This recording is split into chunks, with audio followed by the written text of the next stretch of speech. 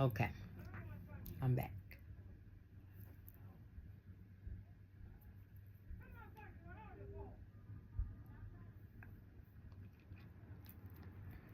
So back to my story time of my children taken away from me. So this is video number 3. So I'm going to try to stay focused and only talk about that. So now we stopped at me moving to Argyle Road, being in Argyle Road. The kids was taken from me before I moved to Argyle Road. And then the kids got taken from me after I moved to Argyle Road. And then they came back to me while I'm at Argyle Road.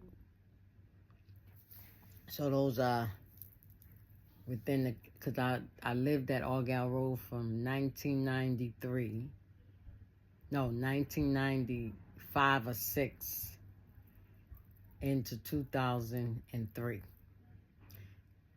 96, 97, 98, 99, 2001, 2, 3.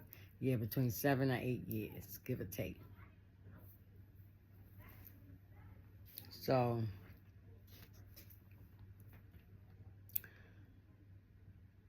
the kids was taken, given back, taken again. So the last time they was taken, I didn't receive them back until I moved at 183. So now when we went to court, oh, I told you, right, that's where I was. I was with the lawyer. The lawyer went, told me what was going on, told me that because of what my husband said, that's why the kids continuously getting taken from me. Because they got down in the court that I was the one that hurt them. So she never appeared in court with me. That's how good she was.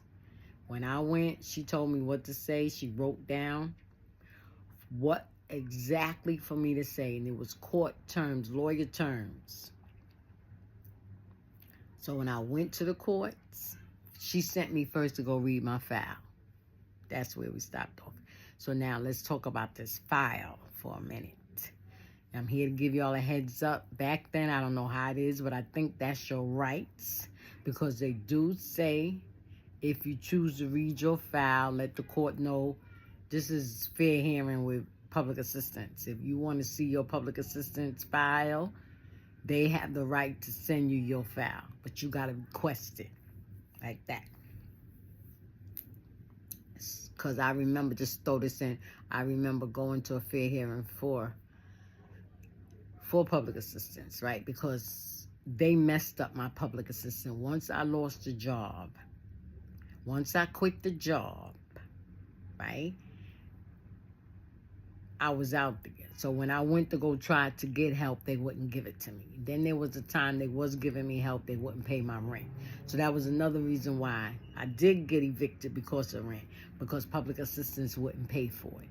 Because I was supposed to have been working, which I was not working, but they had on file that I was, so I did a fair hearing. So upon going to the fair hearing, the judge, just throw this in, the judge let me know, Miss Jordan, did you get a chance to read your file? I said, no. She looked at the people. Why she didn't get, oh, well, Your Honor, we didn't know. She didn't request. Well, Miss Jordan, did you know that you request your file? No, I did not know. Oh, I thought we sent you the letter. No, we don't want no thinking. I'm paraphrasing. I'm putting in ghetto style. I don't want to hear nothing about no thinking, what the judge said. I don't want to hear nothing about no thinking. This is her rights, and she was supposed to be known about it. You didn't let her know about it, then you provide her with her file. So they wrote it, yes, Your Honor, yes, Your Honor. And that's when she told me to don't sign nothing without reading it. She told me my rights as a public assistance recipient. You can work, but if you feel like your working is interfering with your family matters, interfering with you as a parent, you do not have to work. And public assistance, HRA, whatever she called it, are required by law to take care of you and your family. Oh, let me see. Oh, I see that you got Section 8. Yes. You will, if you didn't have Section 8, I would have told you to fill out an application. I would have given you a letter where you would have been quickly approved for Section 8. Because once the children is taken away from a parent, they are required to have a home in order to receive them children back. Told me a lot.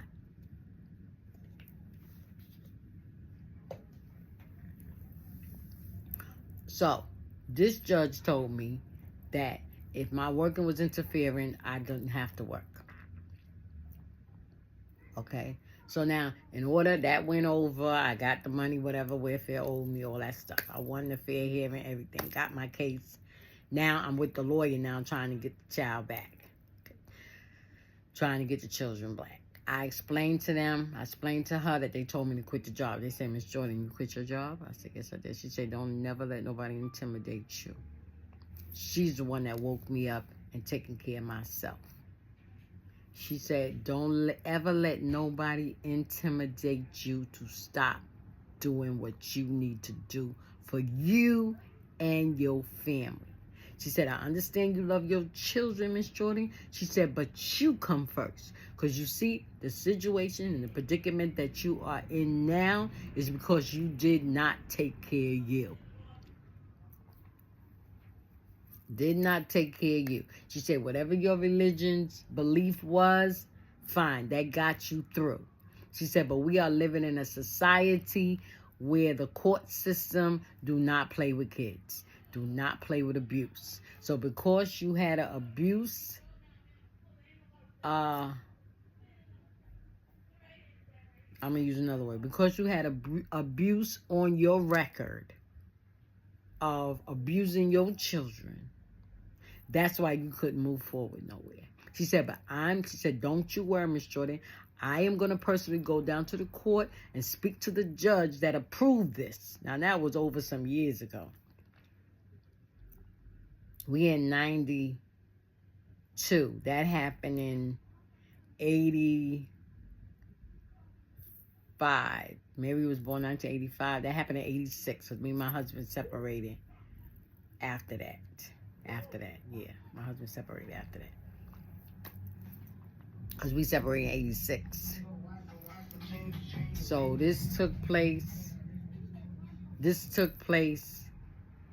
while we was together. Right after we got married and had Tandra, which she was born in 1984. My son was born in 1983. So it was 83, 84, and 85. So the 84 one is dead. That's my oldest daughter. Now my last daughter from my husband is the oldest now. Excuse me. So now, she said, I'm going to go down there and I'm going to talk to the judge that granted this, that put this on your record. And she said, I can't get your record expunged because it went into neglect. It changed from abuse to neglect. And she also said that is the reason why I'm able to be able to clarify, because even though it was changed to neglect, it's still in the files. So anybody that reads your files, it can come up and be against you. She said you won't be able to get a job working with kids and nothing like that. She said even though it's not going to have nothing to do, wait, how she said it? She said even though I'm going to go down and get it off the record that it wasn't you, she said it's still as a neglect. So you will have problems getting any job inside any facility that deals with kids, which of course is the Board of Education. That's the whole facility right there. So you got, if you go for, I guess in other words, if I had went for, what is it, daycare, unless that's by the government. So unless they do a background check, I don't know, because I never went in that field to work with kids. But I tried it, though. But anyway, we ain't going to talk about that. We're going to stay focused. So now, I went and she said, you go and read your file. So I went. She gave me the file numbers. She said, you go. She told me where to go. I didn't even know this place existed. I only thought it was the court system. But there is a court. And inside the court, which is family court, inside the court is a room that holds the records. Public records. So just like you, I had to go somewhere for medical records to prove something about my son and get his immunization. I had to go to the medical records of Woodhull Hospital because that's where he was born. So I had to go to the court, and I gave that piece of paper from the lawyer, and because she wanted me to read the file before I went to court. She said, you got to go read it, and tell me if anything that you read. She said, your files is real big, especially the daughter, I think the one that died. She said, there's a lot on her. She said she was like a little issue, wasn't she? So I was like, yeah. I said, yeah, it's in the court. She been in and out of the system, right? I said, yeah. And at that time, let me say, well, anyway, so now, I went to the court, gave them that piece of paper. They didn't give me no problem. They came back with 3 books. They was folders, but it had different types of files. How these little kids got such big files? That's what she was saying. She said, they got a lot on them. Where it come from? She said they was really writing stuff up. And she said, I want to warn you, Miss Jordan, that it ain't good. It ain't good. She said, because a lot of the stuff that's in there came from your children. So you have to read it, and when you read it, you come back and tell me the truth. So I'm saying to myself, this lady think I'm lying. This lady really think I'll be abusing my children. I said, what kind of foolish... I said, let me go. So I went, and since it was a big fat folder of my daughter, the one that passed away, I said, let me read hers first.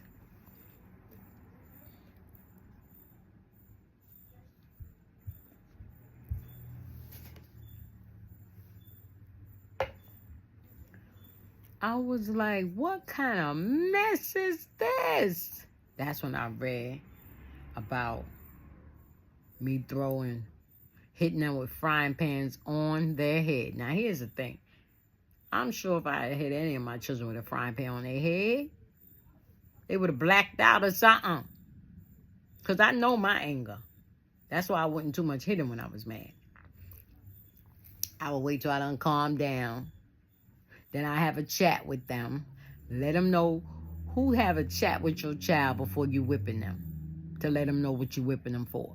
Well, that's what I did. I have a chat with them. Sit down like I'm having a story time. Like I'm talking to you. I'll be talking. Okay, so mommy got to hit you. Mommy don't want to hit you, but mommy got to hit you because you disobeyed or you did this or you did that. Whatever it was. It had to be mandatory for them to get hit. But I'm hitting with frying pans and heads. I'm hitting brother and sister in the head. I'm slapping the little baby in the face. This is what got me. And this is what let me know that it was a purity lie and it was the devil.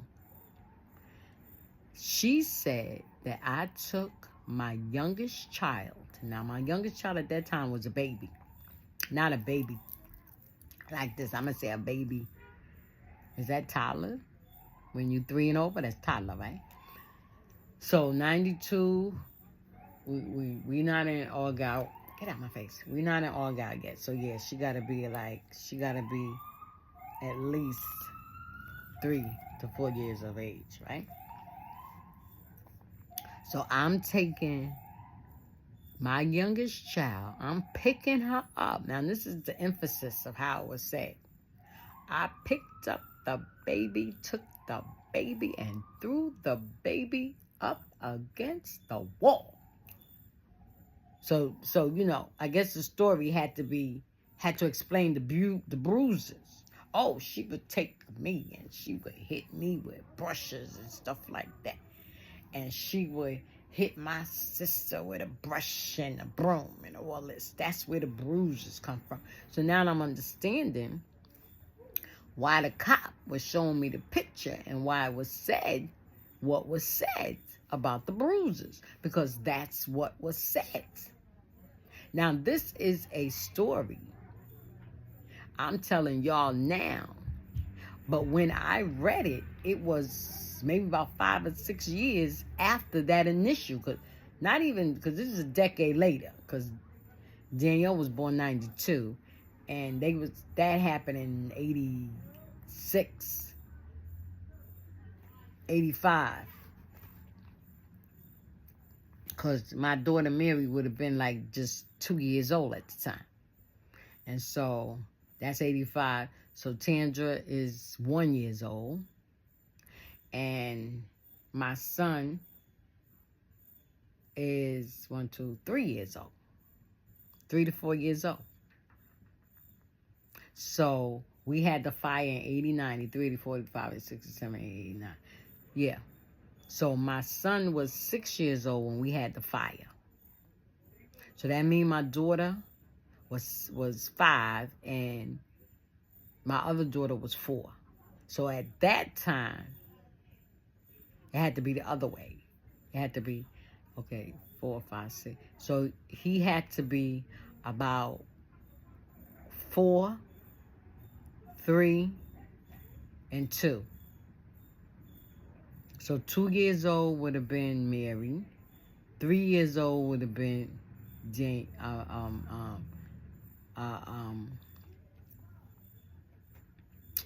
Would have been Tandra, and 4 years old would have been my son. So now, how do you know I'm at Argyle now? No, I'm living at Sedan Street. So so they got to be a little bit bigger now. Yes?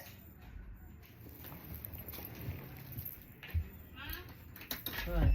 I'm sorry, can I use your screwdriver? I can't find my... I'm sorry.